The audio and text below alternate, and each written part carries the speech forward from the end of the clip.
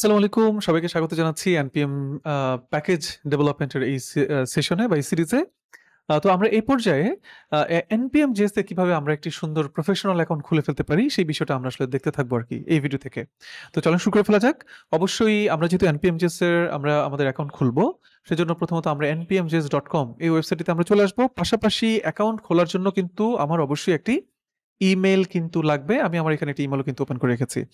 ইমেলের ব্যাপারে যদি আমি একটু আপনাদেরকে বলি, ইমেলটা কিন্তু খুবই সেনসিটিভ এখানে। কেন? কারণ এনপিএম জেএসে আপনি যখন মানে কাজ করবেন, প্রতিনিয়ত এনপিএম জেএস তার সিকিউরিটি মানে পারপাসের কারণে সে কিন্তু প্রায় সময় আপনার ইমেলে ওটিপি পাঠাতে থাকবে। তাই এমন একটি ইমেল আপনার ব্যবহার করা উচিত যে ইমেলটির অ্যাক্সেস আপনি আসলে করতে পারেন এবং অনেক সময় হয় না যে আমরা পাসওয়ার্ড ভুলে গেছি, আমরা হয়তো ইমেল অ্যাক্সেস করতে পারি না। এইরকম যেন কোনো ব্যাপার যেন না থাকে। ঠিক আছে? তো অ্যাকাউন্ট খোলার জন্য আমরা কি করব? আমরা খুব সিম্পল ভাবে চলে যাব এখানে সাইন আপ বাটনে আমরা চলেন ক্লিক করি। আ আমাদের আসলে অ্যাকাউন্ট খোলাটা যদিও আসলে মানে খুব সিম্পল একটা বিষয়। বাট যেহেতু আমাদের এটা একটা টিউটোরিয়াল সিরিজ, সো সেজন্য আমি ধাপে, ধাপে প্রত্যেকটা জিনিসই আসলে দেখানোর চেষ্টা করব আরকি। ইউজার নেম দিতে বলছে, সো আমরা একটা ইউজার নেম চলেন দিয়ে ফেলি। ইউজার নেম দেওয়ার জন্য আমি নাম দিলাম হচ্ছে যে ডেবস আ বা একটু অবশ্যই নামটা ইউনিক হতে হবে। এই আপনার ইউজার নেম এমন একটা ইউজার নেম দিলেন যেটা অন্য কেউ নিয়ে নিয়েছে, সেক্ষেত্রে কিন্তু আপনি আর কাজ করতে পারবেন না।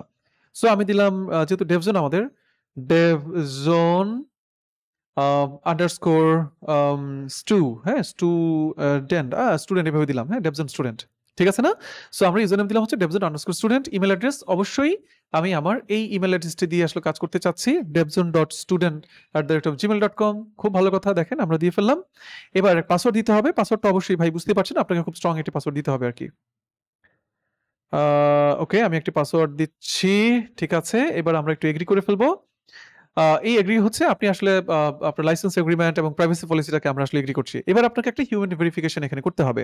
তো হিউম্যান ভেরিফিকেশন করার জন্য আমরা ভেরিফাই বাটনটিতে ক্লিক করলাম। তো এটা একটা মানে খুব মজার একটা জিনিস। হাতের চিহ্নটা যেহেতু এদিকে আছে, আমার এখানে বিভিন্ন সময় বিভিন্ন জিনিস দিবে আসলে। হ্যাঁ? কখনো এখানে এরোপ্লেন দিচ্ছে, কখনো রোবট দিতে পারে। যেকোনো কিছু দিতে পারে। আমাকে জাস্ট ঘুরিয়ে মাথাটা ওইদিকে নিয়ে আসতে হবে দেখেন। এদিকে তো আমার মনে হয় যে এটা ঠিক আছে, এই দেখেন। ঠিক আছে না? সো সাবমিট বাটনে ক্লিক করলাম। আ সাবমিট বাটনে ক্লিক করার মাধ্যমে আমি প্রমাণ করলাম যে আমি একজন হিউম্যান মানে মানুষ। এবার আমি create an account A click করব। যদি আমার সবকিছু ঠিকঠাক অবস্থায় থাকে, তাহলে সে আমাকে অ্যাকাউন্টটি করতে দিবে। অন্যথায় হয়তো সে আমাকে কোনো একটা ভ্যালিডেশন মেসেজ সে হয়তো আমাদেরকে দিবে। তো নিশ্চয়ই দেখতে পাচ্ছেন, ১ম এই আমাদের কি হচ্ছে? ওয়ান টাইম পাসওয়ার্ড ওটিপি চাচ্ছে। আমাদের ইমেইলে গেলে দেখব যে আমাদের এনপিএম থেকে একটি ওটিপি পাঠানো হয়েছে। আমরা ওটিপিটা কপি করে এনে সুন্দর মতো দিয়ে দিলাম। লগইন বাটনে ক্লিক করলাম। আ এবার আশা করছি যে আমাদের কি হবে? ইয়েস, আমাদের অ্যাকাউন্ট খোলা হয়ে গেছে। সো এই ভিডিওটিতে আমি আসলে জাস্ট মানে এতটুকুই রাখলাম। আমাদের অ্যাকাউন্ট দেখতে পাচ্ছি, আপনারা দেখতে পাচ্ছেন নিশ্চয়ই সবাই। সো এই হচ্ছে আমার ড্যাশবোর্ড। এখানে আমার মেনু বার দেখতে পাচ্ছি। আমার কোনো ছবি-টবি নাই। ঠিক আছে? আমার কিন্তু কোনো ছবি-টবি নাই এখনো।